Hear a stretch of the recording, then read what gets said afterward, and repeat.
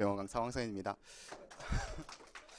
일단 아직 수업 시작하기에 앞서서 좀 오프 더 레코드로 얘기하고 싶은 게 있는데, 저는 항상 그 강사학교 여기 강단에 설 때마다 이런 생각을 하거든요. 겁쟁이 같은 강의는 하지 말자. 그리고 너무 컵케이크 같은 건 하지 말자. 새롭게 도전을 해서 그걸로 까야 된다. 왜냐면 나는 뽐내러 온 게 아니라 배우러 온 거니까. 그래서 오늘 강의도 내신 강의인데 제 기준엔 조금 도전적이에요. 도전적인데 그 강의를 듣고 나서 드시는 생각나는 반발감 혹은 내가 보기엔 이 정도 현실성이 없는데 이런 것들 좀 가감 없이 말씀 주셨으면 좋을 것 같아요. 알겠죠? 자, 일단 그러면 수업 시작하겠습니다.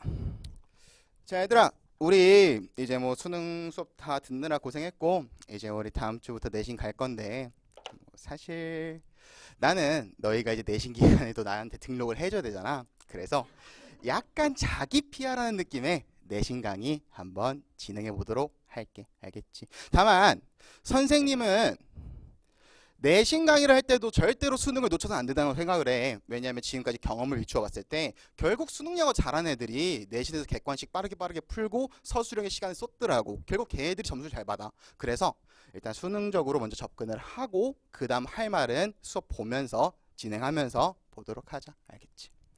자, 보자. 자, 일단 순서 지문이네. 원문이 순서였어. 이게 변형돼서 내신으로 나온 지문이고, 일단 순서 지문이니까 이제 우리가 수능 배웠으니까 두 가지 떠올려야 돼. 첫 번째, 같은 내용은 같이 다닌다. 그리고 두 번째로는 명시적 단서 파악하는 거 봐야 돼. 오케이? 한번 봐보자. 자, 문제들은 보통 발생해. 언제 발생하냐면 외래종이 갑자기 생태계에 유입되었을 때 발생한대.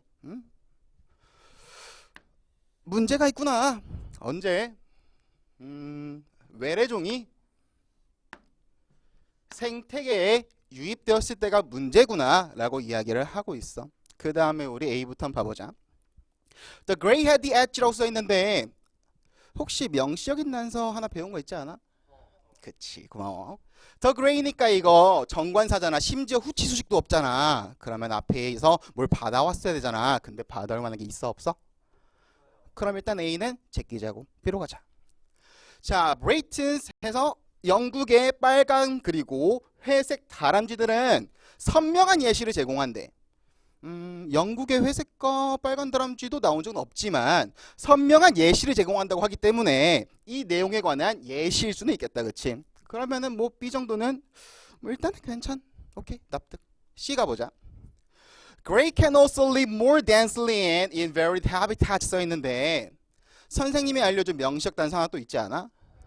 also. 쌤이 also에서 뭐라고 이야기했냐면 소재나 서술 중 적어도 하나는 아니다. 적어도가 아니야. 하나만 겹쳐야 돼. 소재나 서술 중 하나만 겹쳐야 돼.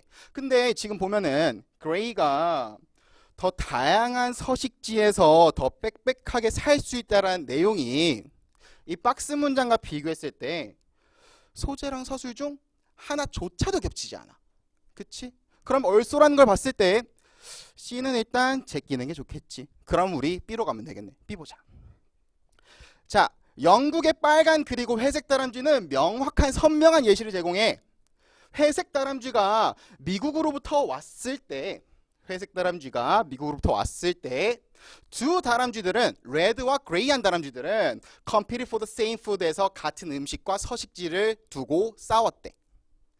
그게 토종의 레드 다람쥐의 개체 수가 압박을 느끼게끔 만들었다라고 이야기를 하는 거야. 일단 두 대상 레드랑 그레이 다람쥐가 나왔어. 그치?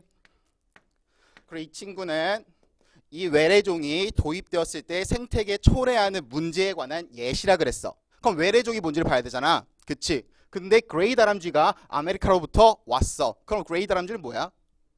외래종. 지금 외래종이 왔더니 토종의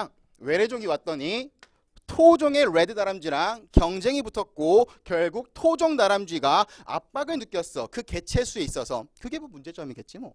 그치? 그럼 B는 일단 납득. 잘 됐어. 자, 그 다음 A를 한번 가보자. The gray, 회색 다람쥐는 엣지를 가졌대. 엣지를 가졌다가 뭔지 모르겠어. 일단 읽어보자. 왜냐하면 얘는 그의 식습관을 가능하다면 식습관을 적응시킬 수 있었어. 뭐 예를 들어 얘네들은 그레인 아코원스에서 초록 도토리를 먹을 수 있었어. 반면에 빨간 다람쥐들은 성숙한 도토리만 먹을 수 있었어. 수능 때 배웠어. 뭐를? 이 왈. 뭐라고 했어? 소재가 다르다면 대조라고 했어. 지금 다루는 소재가 여기서는 그레이, 여기서는 더 레드잖아. 그럼 이거 대조적으로 쓰였네, 그치? 그러면은 회색 다람쥐들은 초록 도토리만, 안 익은 도토리겠지? 그것만 먹을 수 있는데 반면에 빨간 다람쥐들은 그냥 성숙한 도토리만 먹을 수 있구나. 그치? 말이 좀 잘못했네. 어쨌든 회색 다람쥐들은 초록 도토리도 먹을 수 있는데 빨간 다람쥐들은 성숙한 도토리만 먹을 수 있구나. 자, 그리고 같은 숲의 영역에서 회색 다람쥐들은 음식 공급을 부숴버릴 수 있었대. 뭐 하기 전에 빨간 다람쥐가 한 입이라도, 심지어 한 입이라도 먹기 전에. 즉 빨간 다람쥐는 성숙한 도토리만 먹을 수 있기 때문에 다 익어야 되잖아. 근데 초록 다람쥐들은 익기 전에도 다 먹어버리니까 한 입 베어 물기도 전에 얘네들이 다 먹어버리는 거야. 그래서 빨간 다람쥐들이 먹을 게 없었겠지. 그리고 C가 봐. 회색 다람쥐들은 또한 빽빽하게 그리고 다양한 서식지에서 살 수 있다라고 이야기를 하네. 지금 보면은 빨간 다람쥐랑 회색 다람쥐를 비교하면서 방금은 식습관에 대해서 이야기를 했지. 그치? 그리고 이번엔 서식지 이야기를 하겠네. 그럼 대충 왜 얘기하는지 그리고 얼쏘가 왜 있는지 알 수 있을 것 같아. 그치? 그래서 정답은 B, A, C로 골라주면 되겠다. 자, 내신이니까 간단하게 내용 정리를 먼저 하고 그 다음에 좀 재밌는 이야기를 해줄게. 일단 이 지문의 내용은 결국 외래종이 생태계에 도입되었을 때 문제가 있다. 그에 대한 예시를 들어주고 있어. 빨간 다람쥐랑 회색 다람쥐가 경쟁이 붙었는데 회색 다람쥐 그레이색이가 미안해. 이 그레이색이가 이제 문제야. 얘가 외래종이야. 그래가지고 얘가 기존에 작고 귀여운 소중한 그 빨간 다람쥐들의 먹거리를 다 털어먹고요. 그리고 심지어 서식지도 뺏어간다는 내용이 충분히 얼소를 통해서 나왔을 것 같아. 그치? 그런 내용인데 이러한 지문 내용 정리는 사실 굳이 뭐 내가 이렇게까지 정리해주지 않아도 너희들 충분히 알 수 있는 부분이야. 그치? 그래 조금 재밌는 얘기를 해준다면 이 글은 있잖아. 저거 문제 제기를 통해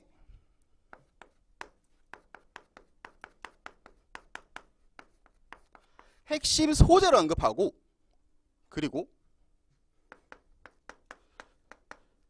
대조라는 전개 방식을 갖고 있어. 뭐라고? 이 글은 문제 제기를 통해 핵심 소재를 언급하고요. 그리고 대조라는 전개 방식을 갖고 있다고. 너희가 내신 가기 전에 내용적으로 외우는 게 참 중요하겠지만 솔직히 이 정도는 좀 외워줘라. 오케이? 스코러짐은 문제랑 대조 이 정도 외울 수 있잖아. 별로 안 길잖아. 그치? 지문에서 보면은 문제 제기를 통해서 exotic species가 생태계에 도입되었을 때 문제라고 이야기를 하면서 핵심적인 소재에 대해서 이야기를 하고 있고 그리고 이 글을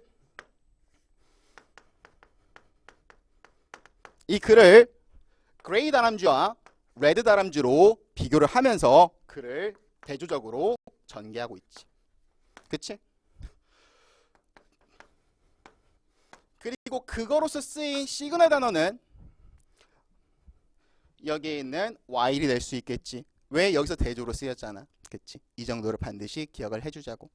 자, 그러면은 너희가 선생님이 말한 내용을 기억했다고 가정했을 때 그리고 내용은 조금 가물가물하다고 가정했을 때 시험장에 들어갔다고 한번 생각을 해보자.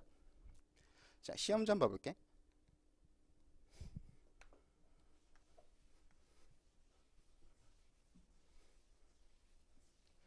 봐봐.